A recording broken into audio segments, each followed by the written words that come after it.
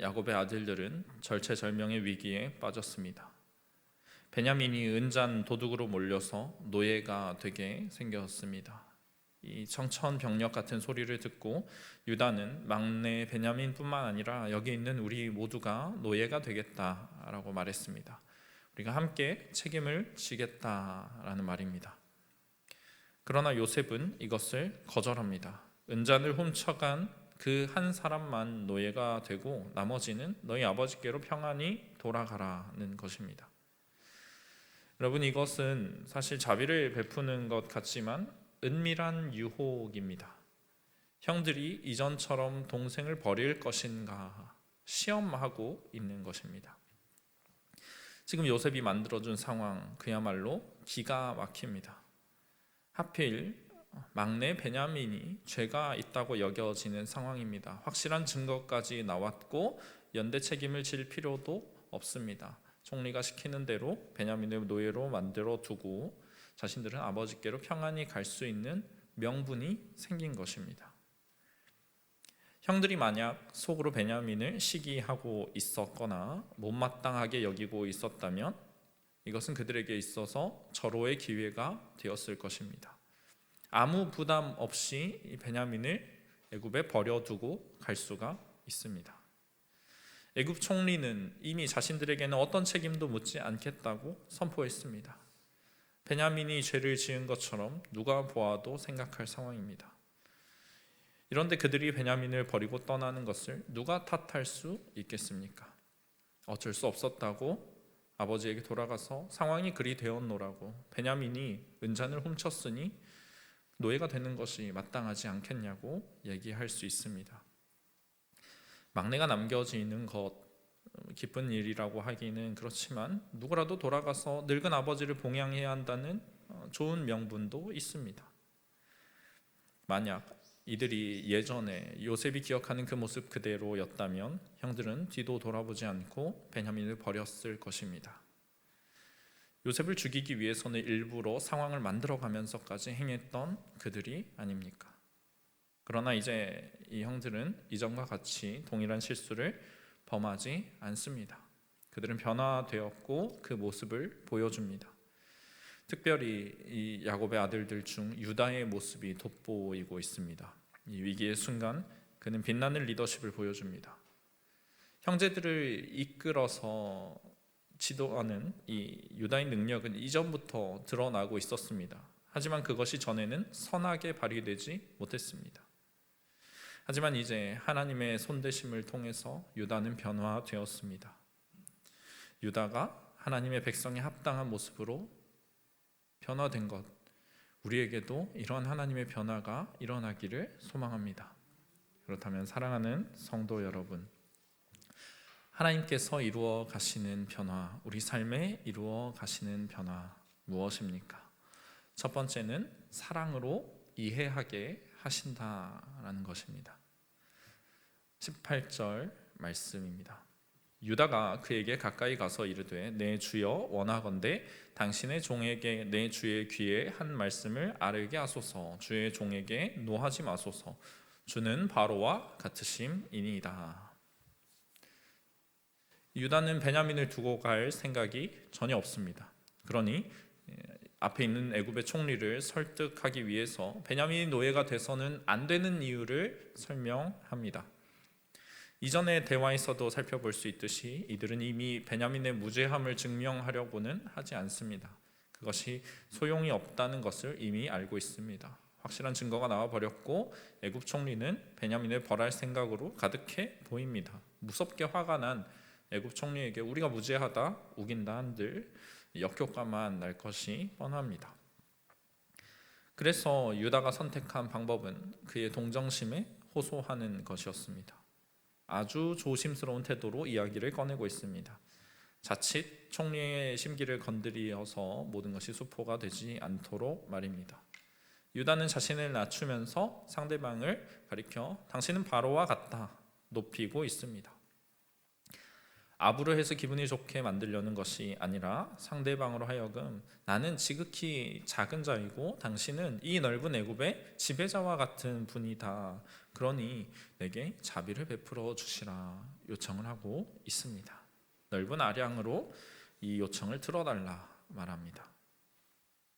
그리고 유다는 이 모든 사건의 발단으로 거슬러 올라갑니다. 이 베냐민이 여기에 와서 이 죄를 지고 노예가 되게 된 이 모든 일의 시작은 바로 당신의 말 때문이었다라고 돌려서 말하고 있습니다. 우리가 곡식을 구하러 왔을 때 총리인 당신이 우리를 의심했고 그래서 우리에게 다른 가족들이 더 있냐고 묻지 않았습니까? 우리는 거기에 솔직하게 대답을 했을 뿐입니다 라고 말합니다. 20절에 우리가 내 주께 아뢰되 우리에게 아버지가 있으니 노인이요 또 그가 노년에 얻은 아들 청년이 있으니 그의 형은 죽고 그의 어머니가 남긴 것은 그뿐이므로 그의 아버지가 그를 사랑하나이다 하였더니 그들은 그때 애굽 총리에게 우리의 아버지는 나이가 많으신 분이다 얘기했습니다. 그리고 그에게 노년에 얻은 아들이 한 명 더 있다. 우리 외에도 아들이 한 명 더 있다 말했습니다. 그런데 그의 형은 죽었고 그의 어머니의 유일한 자식으로 남겨진 이 청년을 아버지가 무척 아끼고 있다. 너무나 사랑하고 있다. 그 사실까지 총리에게 다 이야기를 했습니다. 그런데 이 이야기를 들은 당신이 어떻게 했냐? 구태여 아버지가 아끼는 이 막내를 데리고 애굽으로 와라. 내 눈앞에 보여달라. 당신이 그렇게 요청을 하지 않았냐 말을 했습니다. 아버지가 이 아들을 얼마나 아끼고 있는지 알아서 떼어놓지 않으려 한다는 그것을 잘 알고 있는 우리가 그 사실도 얘기를 했습니다. 그런데 총리는 무리하게 이것을 요구했고 자신들은 분명히 이렇게 되었을 때 막내가 아버지를 떠났을 때 아버지가 죽게 될지 모른다고 얘기를 했다는 것입니다. 그러나 총리가 한 명을 가두고 시므온을 가두어 놓고 막내를 데려오라 라고 강요를 했기 때문에 자신들이 아버지를 겨우겨우 설득해서 데리고 왔음을 보여줍니다. 이 28절 그리고 29절 말씀에 그 내용이 나와 있습니다. 하나는 내게서 나갔으므로 내가 말하기를 틀림없이 찢겨 죽었다 하고 내가 지금까지 그를 보지 못하거늘 너희가 이 아이도 내게서 데려가려 하니 만일 제 해가 그 몸에 미치면 나의 흰머리를 슬퍼하며 스올로 내려가게 하리라 하니 아버지가 베냐민을 데리러 가겠다는 말에 이렇게 대답을 했다라는 것입니다. 유다는 이 막내를 잃게 되면 우리 아버지가 어떤 슬픔을 겪게 될지 생각해 보십시오. 애굽 총리에게 이야기하면서 베냐민이 절대로 여기서 남아서는 안 된다. 아버지에게 반드시 돌아가야 한다. 그 사실을 토로하고 있습니다. 이 막내의 형이 짐승에게 찢겨서 죽었다고 아버지가 들었을 때 아버지가 얼마나 슬퍼했는지 자신이 똑똑히 보았다는 것입니다. 그의 생명에 지장이 있을 정도로 슬픔이 컸고 이제 막내를 잃게 되면 분명히 견딜 수 없을 것이다 말하고 있습니다. 이 이야기를 들으면서 요셉의 마음이 분명히 움직였을 것입니다. 그리고 요셉은 지금까지 궁금했던 아버지가 자기의 실종에 대해서 어떻게 생각하고 있는지를 지금에서 간접적으로 알게 되었습니다. 여러분, 유다가 지금 아버지를 매우 걱정하는 모습을 보이고 있습니다. 우리가 이것을 보면 아들이라면 당연히 아버지의 생사 건강을 걱정해야 하지 않나 생각할 수 있지만 이 가정에서는 이것이 참 신기한 일입니다. 왜냐하면 이전에 그는 아버지의 슬픔에 전혀 관심이 없었기 때문입니다. 그들의 아버지 야곱은 동생 요셉을 너무나 사랑했습니다. 아버지의 사랑이 요셉에게만 향하는 그것을 보고 그가 입은 채색 옷을 볼 때마다 그들은 자신들이 아버지에게 사랑받지 못한다는 감정에 휩싸였습니다. 그래서 눈의 가시 같은 요셉을 죽이려 했습니다. 요셉에 대한 복수심 그리고 동시에 혹시 저 요셉이 사라지게 되면 아버지가 우리들을 좀 더 돌아봐 주지 않을까 하는 생각으로 이런 일을 저질렀습니다. 그런데 이것은 아버지의 감정은 전혀 고려하지 않은 결정이었습니다.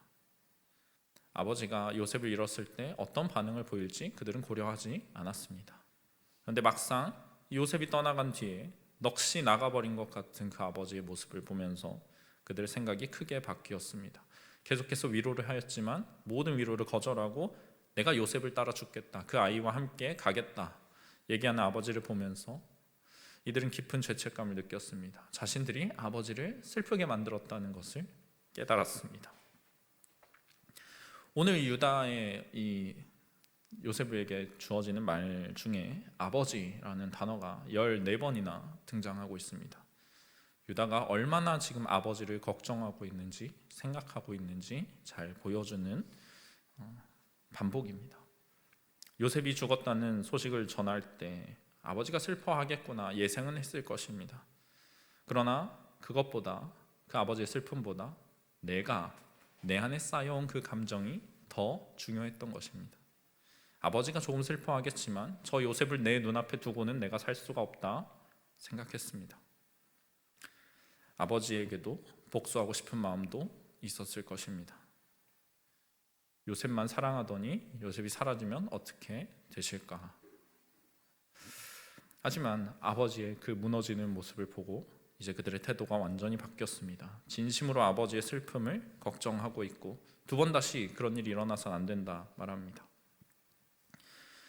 여러분, 이러한 변화 단순히 아버지의 그 모습을 보았기 때문만에 그들 가운데 일어난 것은 아닙니다.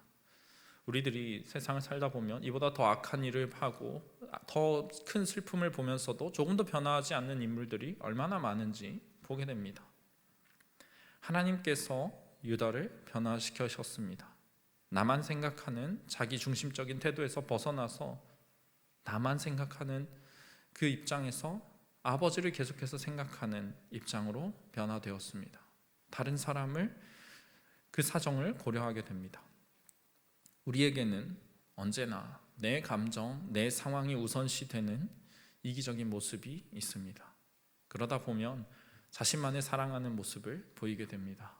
그게 지나치게 되면 이들처럼 스스로를 정당화하면서 악을 행합니다. 친동생을 죽이려고 하면서도 나를 사랑하지 않은 아버지를 탓합니다. 우리의 심기를 거슬린 동생이 잘못이라고 생각합니다.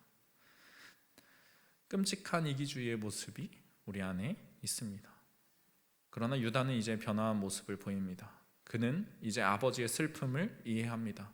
아버지가 요셉을 어떤 사랑으로 사랑했는지, 또 베냐민은 어떻게 생각하고 있는지 그 상황을 이해하고 있습니다. 여러분, 야곱이 요셉과 베냐민만을 사랑하는 것이 과연 옳은 일입니까? 하나님께서 이것을 기뻐하셨습니까? 저는 기뻐하시지 않았을 것이라 생각합니다. 아들들을 공평하게 사랑하지 않았고 레아를 사랑하지 않았습니다. 그러나 유다는 이것이 내게 참으로 괴로운 일이고 옳지 않은 일이라 하더라도 이제 아버지의 입장을 이해하고 있습니다. 라헬을 잃고 아버지에게 남은 것은 그 두 아들뿐이었다는 것을 이해하고 있습니다. 아버지가 그를 얼마나 사랑하는지, 그 사랑이 내게 돌아오지 못하더라도 그 아버지의 상황을 내가 이해하려고 노력하고 있습니다. 여러분, 사랑이 있어야 우리는 서로를 이해할 수 있습니다. 다른 이의 사정에 관심을 가지고 그 사람의 입장에서 생각하게 되는 것, 사랑으로 말미암음입니다. 나만 사랑하는 사람은 나와 다른 이를 이해하지 못합니다. 내가 옳다, 내가 의롭다 생각하기 때문입니다. 유다가 만약 변화하지 않았다면 끝까지 아버지에게 잘못이 있다 얘기하면서 당신이 우리를 사랑하지 않았기 때문에 이런 일이 일어난 것 아닙니까? 속으로 생각하였을 것입니다. 그러나 그는 이제 아버지의 잘못에도 불구하고 아버지가 슬픔을 겪지 않도록, 베냐민이 떠나가지 않도록 최선을 다하고 있습니다. 이처럼 사랑으로 변화되는 자, 다른 이를 이해하고 포용합니다. 배려하게 되는 것입니다. 그 이후에 이제 두 번째로 하나님께서 우리에게 이루어 가시는 변화 무엇입니까? 사랑으로 이해하게 하신 후에 사랑으로 희생하게 하십니다. 사랑으로 다른 이를 위해서 희생하도록 하십니다. 오늘 본문 말씀 27절에서 29절의 말씀입니다. 주의 종 우리 아버지가 우리에게 이르되 너희도 알거니와 내 아내가 내게 두 아들을 낳았으나 하나는 내게서 나갔으므로 내가 말하기를 틀림없이 찢겨 죽었다 하고 내가 지금까지 그를 보지 못하거늘 너희가 이 아이도 내게서 데려가려 하니 만일 재해가 그 몸에 미치면 나의 흰머리를 슬퍼하며 스올로 내려가게 하리라 하니. 지금 유다가 전하는 이 아버지 야곱의 말 어떻게 들리십니까? 참 매정하게 들리지 않으십니까? 내 아내라고 말하는 것 라헬 한 명뿐입니다. 내게 두 아들이 있다. 요셉과 베냐민만 말하고 있습니다. 여러분, 그런데 야곱에게는 레아가 있고 또 두 여종이 있고 수많은 아들들이 있습니다. 그런데 지금 그들을 앞에서 마치 타인에게 얘기하듯이 내 아내와 내 두 아들에 대해서 얘기하고 있습니다. 하나는 죽었고 하나만 남았다. 너희들은 그러면 내 아들이 아닌가? 여러분, 이런 생각을 그들이 분명 들으면서 했을 것입니다. 얼마나 가슴 아픈 일입니까? 다 큰 어른들이라 하더라도 마음에 대못이 박히는 것 같은 고통이 있었을 것입니다. 여러분, 이 말을 들은 유다가 얼마나 섭섭했겠습니까? 요셉의 뒤를 이어서 베냐민은 아버지의 총애를 받았습니다. 오히려 더 많은 사랑을 받았을 것이 분명합니다. 눈에서 떼놓지도 않으려고 하는 그 아버지의 사랑. 그리고 이제 그 베냐민 편애를 한 몸에 다 받던 그가 위기에 빠졌습니다. 요셉의 때에는 그들이 손으로 직접 요셉을 죽음으로 밀어 넣어야 했습니다. 그러나 이제는 애굽 총리가 베냐민을 대신 노예로 만들어주겠다고 하니 눈 딱 감기만 하면 됩니다. 동생을 모른 척 두고 오기만 하면 되는데 유다는 놀라운 선택을 하고 있습니다. 32절 말씀입니다. 주의 종이 내 아버지에게 아이를 담보하기를 내가 이를 아버지께로 데리고 돌아오지 아니하면 영영이 아버지께 죄짐을 지리이다 하였사오니. 아버지가 베냐민을 보내지 않으려고 했을 때 자신이 이 형제들의 대표로 아버지 앞에 나섰다 말하고 있습니다. 그리고 그가 이렇게 말했습니다. 베냐민을 내가 다시 아버지 앞에 데려오지 못하면 내가 그 죄값을 감당하겠습니다. 여기서 담보했다라는 말은 자신이 스스로 보증인이 되겠다는 의미입니다. 그러니까 곧 베냐민이 아버지 앞에 돌아오지 못한다면 나도 아버지 앞에 돌아가지 않겠습니다. 유다가 이렇게 말을 했다는 것입니다. 그리고 이제 자신이 말한 그 책임을 지겠다 얘기하고 있습니다. 33절 말씀입니다. 이제 주의 종으로 그 아이를 대신하여 머물러 있어 내 주의 종이 되게 하시고 그 아이는 그의 형제들과 함께 올려 보내소서. 여러분, 정말 충격적인 말입니다. 이 지금 말하는 유다의 모습을 보면서 그의 이전의 모습을 상상할 수가 있겠습니까? 정령 같은 인물이란 말입니까? 유다가 어떤 사람이었습니까? 형제들에게 저 요셉을 앞장서서 노예로 팔아버리자고 선동하던 그 사람입니다. 믿기지가 않는 발언을 지금 하고 있습니다. 내가 베냐민을 아버지에게서 데려왔으니 내가 책임을 지는 게 마땅합니다. 내가 희생해서 노예가 되겠으니 베냐민과 그 형제들은 아버지에게로 돌려보내 주십시오 말합니다. 여러분, 이 말은 앞서서 형들과 같이 이 형제 다 우리 모두 노예가 되겠습니다라고 했던 발언과는 무게가 다릅니다. 다 같이 노예가 된다는 것과 나 혼자 남아서 여기서 노예가 된다는 것 얼마나 더 어렵고 힘든 일입니까? 지금 유다는 베냐민과 자신의 운명을 바꾸겠다고 선언하고 있습니다. 유다의 입장에서 베냐민이 뭐 그리 이쁜 동생이었겠습니까? 아버지의 편애를 독차지하고 배다른 이 동생에게 가족의 정이 얼마나 있었겠습니까? 그러나 유다는 그를 위해서 자신을 희생하겠다고 말합니다. 베냐민을 위해서, 아버지를 위해서 자신이 희생하겠다고 말합니다. 이 타국인 애굽에서 죄인의 신분으로 노예가 된다는 것, 모든 것을 잃어버리는 것과 마찬가지입니다. 여기서 노예가 되면 다시는 가나안 땅에 돌아가지 못할 것입니다. 자기가 낳은 자녀들을 포함해서 사랑하는 가족들 책임져 줄 사람이 없습니다. 무엇보다 그 하나님의 약속에서 영영 멀어지게 되는 것 같습니다. 계산이 빨랐던 유다는 이 사실을 누구보다 잘 알고 있었을 것입니다. 그러나 자신을 희생하겠다 말하고 있습니다. 여러분, 이것은 과거에 자신을 위해서 동생 요셉을 희생시키던 유다의 모습과 정반대되는 모습입니다. 유다의 이러한 모습은 그가 질투를 초월하였고 이전과는 전혀 다른 사람이 되었음을 보여줍니다. 우리가 사랑으로 상대방의 사정을 이해하게 되면 또한 사랑으로 그를 위해서 희생할 수 있게 됩니다. 하나님께서 알려주신 사랑은 내 것을 주는 것입니다. 다른 일을 소중히 여기기 때문에 내 소중한 것을 그를 위해서 내어주는 것입니다. 그가 다시 내게 갚지 못한다 하더라도 말입니다. 내 손익을 따지지 않는 것이 사랑입니다. 여러분, 우리 안에 이러한 사랑이 있습니까? 주님께서 내게 갚아주실 것을 믿고 다른 일을 위해 내 것을 희생하여 드리는 그 사랑, 선하게 자신을 드리는 그 사랑이 우리 안에 있기를 소망합니다. 마지막으로 하나님께서 이루어 가시는 변화는 무엇입니까? 사랑으로 회복하게 하십니다.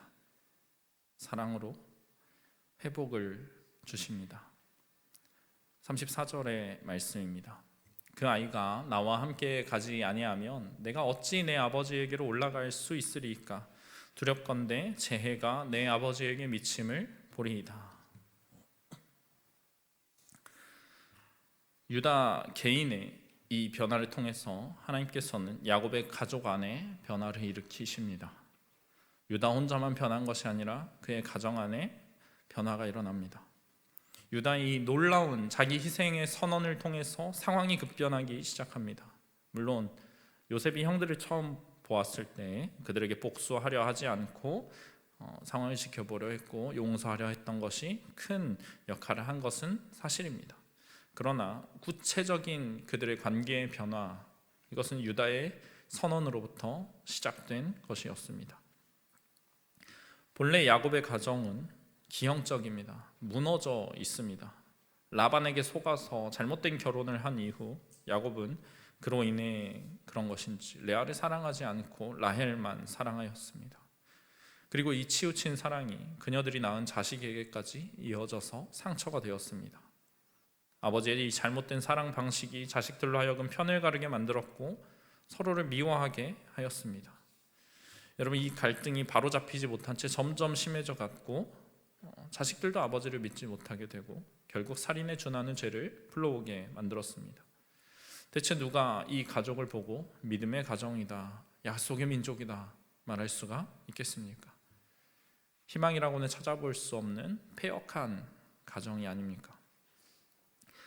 그러나 하나님께서는 유다의 변화를 통해서 이 가족을 회복시키십니다. 서로를 죽이려고 했던 이들이 이제 서로를 위해서 자신을 희생하고 있습니다. 진정한 결속이 이루어졌습니다.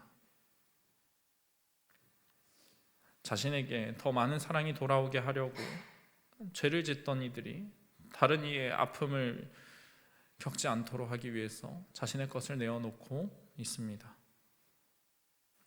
이 가족이 한때 엉망으로 무너져 있었지만 이제는 하나님의 백성에 합당한 모습을 보입니다. 자기 희생, 진정한 사랑의 모습을 보이고 있습니다. 이 사랑으로 인해서 요셉의 마음도 열리게 될 것입니다. 유다인이 놀라운 말을 들은 요셉은 더 이상 자신의 정체를 숨기지 않을 것입니다. 형들과 대면하여서 그의 상처와 아픔을 치유할 것입니다. 이 가족의 드디어 회복이 일어나는 것입니다.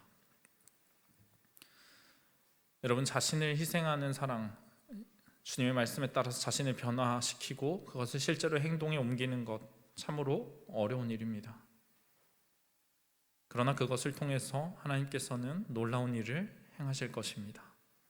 이 변화를 기뻐하시고 그 결단을 귀하게 생각하실 것입니다. 깨어진 관계를 회복하시고 상처를 치유하시고 어그러진 것을 정상으로 돌려두실 것입니다. 이 가정을 주님이 기뻐하시는 이상적인 모습으로 바꿔 놓으실 것입니다. 유다의 이 같은 자기 희생적인 사랑은 하나님께서 우리에게 보여주시고자 알려주시고자 하는 그 사랑의 모습과 닮아 있습니다. 바로 예수 그리스도의 사랑입니다. 지금 베냐민의 죄를 대신 짊어지고 노예가 되겠다는 유다와 우리의 죄를 대신 지신 예수님의 모습이 겹쳐집니다. 애굽의 노예, 사망의 노예가 되었던 우리를 위해서 대속하신 예수 그리스도를 우리가 믿습니다. 하나님께서 유다의 이런 변화된 모습을 보시고 이것을 기뻐하셨기에 그의 후손 중에서 예수 그리스도가 오시게 한 것이 아닌가 생각이 듭니다. 여러분, 유다의 이 변화, 그가 하나님을 통해서 이렇게 바뀐 것, 참으로 상상을 초월하는 일입니다. 요셉조차 이 변화를 예상하지 못했을 것입니다. 유다가 자신을 희생해서 베냐민을 대신해서 나서는 것, 조금도 생각하지 못한 일입니다. 단순한 죄책으로 인해서 사람이 이렇게 변하지는 않습니다. 자신의 죄를 돌아본다고 해서 사람이 이처럼 극적으로 바뀌지 않습니다.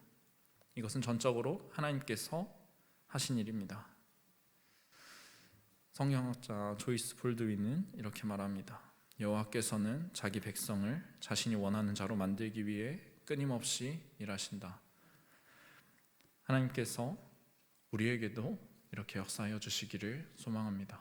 우리 안에 사랑하지 못하는 것, 다른 이를 이해하지 못하고 다른 이를 위해서 조금도 희생하기 싫어하는 마음, 우리 안에 우리가 속한, 우리가 바라보는 모든 깨어진 관계들, 정상적이지 않은 어딘가 비틀려 있는 그러한 공동체 가운데 하나님께서 역사하여 주시길 소망합니다. 우리가 주님의 말씀에 순종할 때 하나님께서 우리 안에 유다와 같이 과거에는 우리가 죄에 빠져 있었을지라도 참으로 사랑으로 이 모든 것을 극복하고 승리하고 예수 그리스도를 본받게 하실 줄 믿습니다.